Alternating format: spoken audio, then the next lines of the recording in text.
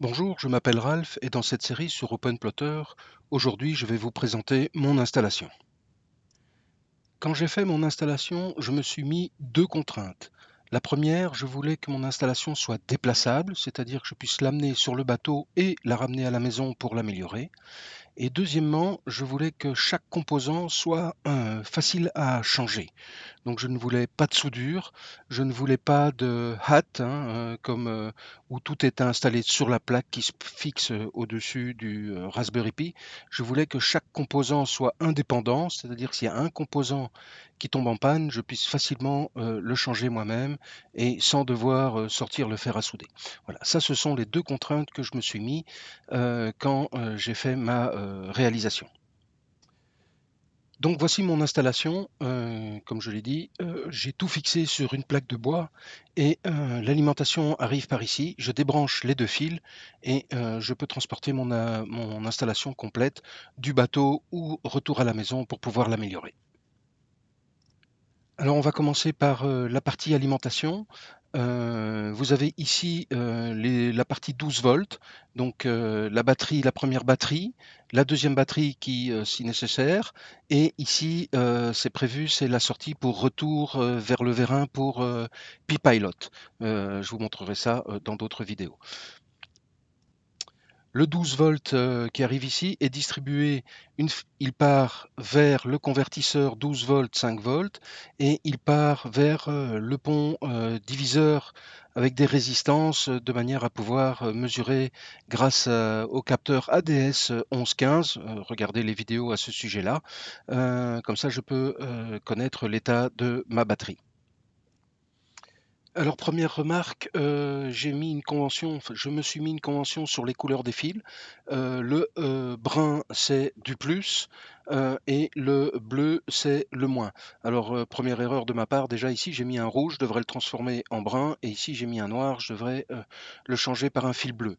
Donc voilà, donc le plus c'est le fil brun qui arrive ici et le moins c'est le fil bleu. Et pareil après, hein, quand ce qui sort en 5 volts, j'ai le bleu et le brun et je ne peux pas me tromper. Et j'ai fait la même chose pour le bus I2C. Tous les fils orange, c'est le SCL et tous les fils jaunes, c'est du SDA. Donc il n'y a pas d'erreur quand je fais mes câblages de mes petits capteurs. Donc pour mon alimentation, 12 volts. Ici, le convertisseur, donc hein, j'ai mis 12 volts, j'ai fait des petites marques, plus et moins pour pas me tromper de sens. Donc ça convertit du 12 en 5 volts. Du 12, quand il y a l'alternateur, j'ai du 13-14 et quand la batterie est un peu vide, j'ai du 11. Mais cette alimentation-ci se débrouille toujours pour me sortir 5 volts.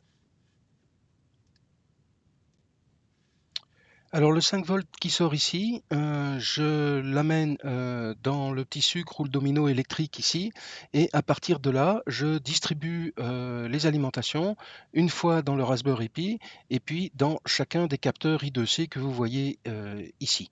Donc c'est très important, l'alimentation n'alimente pas le Raspberry Pi, puis lui alimente les capteurs, l'alimentation alimente les capteurs et le Raspberry Pi, c'est-à-dire que le courant ne passe pas Raspberry Pi et puis capteur, le courant passe est vraiment distribué à partir d'ici. Il est probable, sur cette vue-ci, j'ai encore de la place, il est probable que j'installe là une deuxième alimentation, la même que celle-là, qui sera dédiée au Raspberry Pi. Donc j'aurai ici probablement une alimentation qui va alimenter le Raspberry Pi, et puis je vais garder celle-ci qui ne servira que à alimenter le hub USB qui est là et mes petits capteurs. Alors vous remarquez aussi que j'ai mis le Raspberry Pi dans un coin. Alors pourquoi je l'ai mis là? Parce que d'abord comme ça c'est facile de mettre le câblage pour les câbles USB ici et je peux arriver par là-haut pour brancher mon écran si nécessaire et évidemment ici brancher le petit haut-parleur pour quand il y a une alarme. Et alors j'ai d'un seul côté tout ce qui concerne l'alimentation et les capteurs qui se branchent sur les 40 broches ici sur le petit connecteur 40 broches du Raspberry Pi. Voilà, c'est pour ça que j'ai agencé ça de cette manière-là, le Raspberry Pi dans ce coin-là et le reste dans l'autre coin, juste pour ne pas avoir les fils qui passent un peu partout.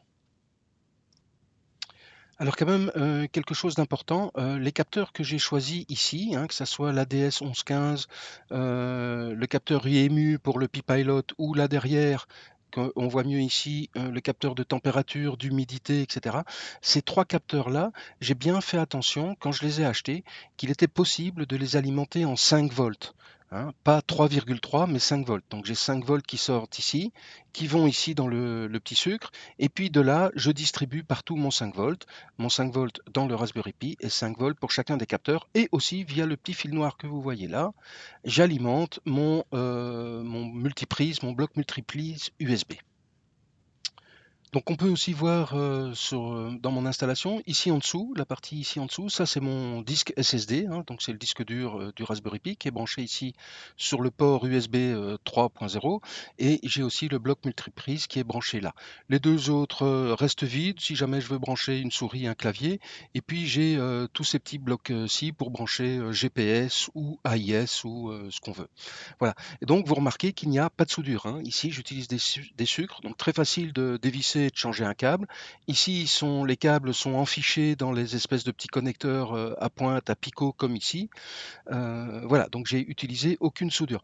J'ai ici évidemment fait exactement la même chose pour mes ponts diviseurs. Donc pour l'instant, il n'y a qu'un seul diviseur de tension, parce que je n'ai qu'une seule batterie, bloc de batterie qui est connecté, mais j'ai la place pour mettre un deuxième diviseur de tension pour la batterie et un troisième diviseur de tension, je vous expliquerai ça en temps voulu, pour le Pi-Pilot. Alors, en parlant de Pi-Pilot, vous voyez qu'il y a encore de la place libre là, de la place libre ici. Ici, là-haut, je vous ai dit que j'allais l'utiliser probablement pour mettre une autre alimentation séparée, rien que pour le Raspberry Pi. Mais en fait, ces deux places-là sont prévues pour, je vous montre ça, ici dessus. Ici, il y aura le pont en H pour piloter le vérin du pilote auto. Et ici, il y a la place pour mettre le petit Arduino pour installer dessus Pi-Pilot. Donc voilà, ça c'est mon installation, hein. Arrivée 12 volts, première pack de batterie, deuxième pack de batterie 12 volts, sortie vers le moteur du vérin. Le 12 volts arrive ici, convertisseur en 5 volts distribués sur le Raspberry Pi, sur chacun des capteurs, sur le port USB. Les sorties SCL et SDA pour I2C, pareil, elles arrivent ici et elles sont distribuées sur chacun des capteurs. Voilà. Le disque dur là en dessous, facile à enlever et à remettre. Et j'ai encore de la place pour faire d'autres choses. Je dévisse ici les deux vis, j'enlève le câble, j'arrive sur le bateau, je rebranche deux câbles et hop, c'est fait. Voilà, ça sera tout pour cette vidéo-ci. N'hésitez pas à mettre dans vos commentaires ce que vous pensez de mon installation qui, je le reconnais, n'est pas professionnelle à 100%, mais bon, elle fonctionne bien et jusqu'à présent, je n'ai pas de soucis avec. Je suis donc occupé à préparer deux autres séries de vidéos.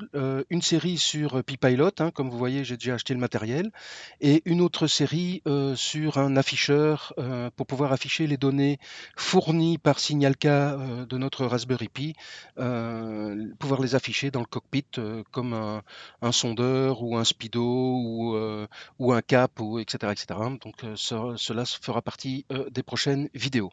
Merci bien, à la prochaine.